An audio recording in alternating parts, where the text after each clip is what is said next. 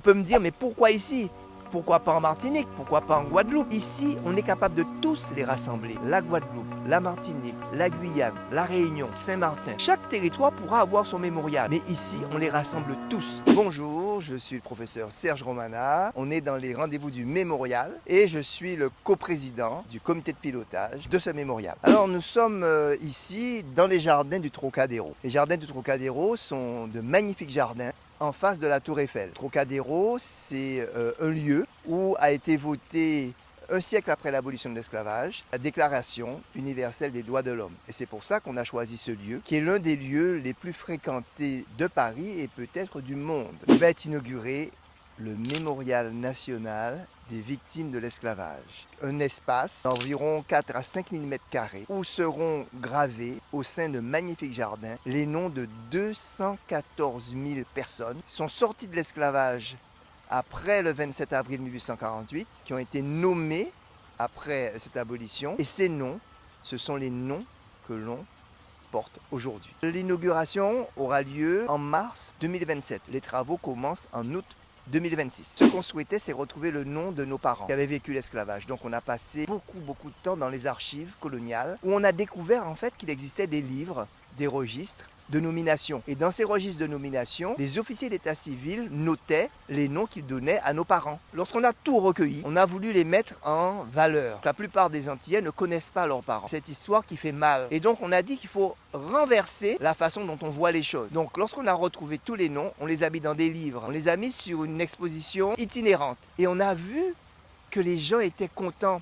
Ça leur faisait du bien, ça remplissait quelque chose en eux. Ils étaient très fiers de trouver leurs parents. Ce d'autant plus que les autorités honoraient ces personnes devant ces panneaux. Et on a construit après des petits mémoriaux dans des villes comme Saint-Denis, Sarcelles, Creil. Il y en a un qui s'est construit aux Abîmes, à Petit-Canal, à Saint-Claude, à Cap-Esther, en Guyane, à Saint-Pierre. Et puis on a eu l'idée, on a dit, on est en France, si on les mettait tous, Guadeloupe, Martinique, Guyane, Réunion, à un endroit où la terre entière pourrait les voir. On a soumis ce projet au président de la République qui l'a accepté en 2018. En 2023, on a créé un comité de pilotage du Mémorial national que je co-préside avec la ministre de l'Outre-mer. On a sélectionné une maîtrise d'œuvre et donc à partir d'août, on va avoir ce magnifique mémorial. On va rentrer dans ce mémorial, on va rentrer dans un jardin mémoriel. Et puis on verra sur le bord des allées des plaques de lave où les noms vont être gravés par chaque territoire, donc Guadeloupe, Martinique, Guyane, Réunion, Saint-Martin,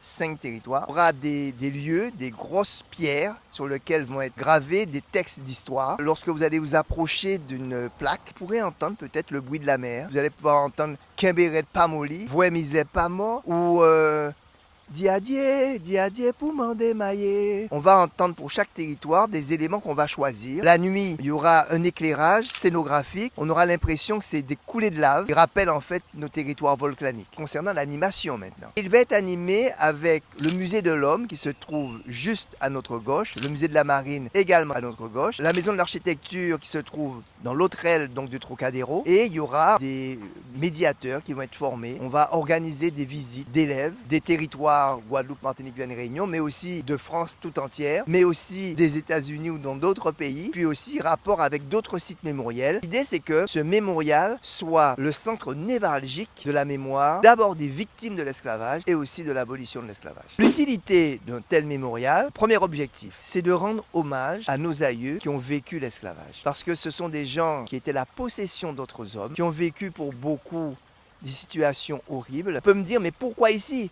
Pourquoi pas en Martinique? Pourquoi pas en Guadeloupe? Ici, on est capable de tous les rassembler. La Guadeloupe, la Martinique, la Guyane, la Réunion, Saint-Martin. Chaque territoire pourra avoir son mémorial. Mais ici, on les rassemble tous. Les 4 millions. La deuxième chose, c'est de donner une visibilité nationale et internationale à l'histoire de la traite et de l'esclavage. Là, on ne pourra plus dire que, on ne sait pas, on n'a pas vu. Là, c'est les noms. Par les noms, on sait que ce sont des personnes. C'est pas une idée comme ça. C'est pas quelque chose de général. Non, ce sont des personnes qui sont là. Dernière chose, c'est que graver dans la pierre les noms d'esclaves veut dire que, enfin, les esclaves dans la nation, dans l'espace national, sortent de l'invisibilité. Ça veut dire que la France a fait le choix de montrer ses victimes. Et ça, c'est fondamental. Prochaines étapes, pour qu'il soit encore plus beau, je suis en train de mener une campagne de mécénat. Chacun peut donner ce qu'il peut donner pour perfectionner, pour l'éclairage dont je vous ai parlé, le son dont je vous ai parlé, renforcer encore le paysage, le jardin. Et ça, pour ça, c'est très simple. Il faut aller sur le site mémorial-trocadéro.org. Là, vous aurez les nouvelles du mémorial, l'endroit où on peut faire des dons. Moi, je voudrais donc remercier d'abord les bénévoles, les associations, le comité Marche du 23 mai 98, la Marichfa, qui est l'association martiniquaise de recherche sur l'histoire des familles, l'association des professeurs d'histoire géo de la Guyane et le collectif des noms de la Réunion. Je remercierai aussi le président de la République et la mairie de Paris. En ce 27 mai, le 27 mai, je suis guadeloupéen. C'est le jour de la commémoration de l'abolition de l'esclavage en Guadeloupe. Je vous souhaite un bon 27 mai. Je vous souhaite de penser à nos parents. Avant tout, c'est eux qui étaient les victimes de l'esclavage. Ensuite, on peut penser à autre chose. Il y en a qui veulent réparer, peu importe. Ce qui doit nous unir tous, c'est la mémoire des aïeux. Donc à tous et à toutes, très très bon 27 mai.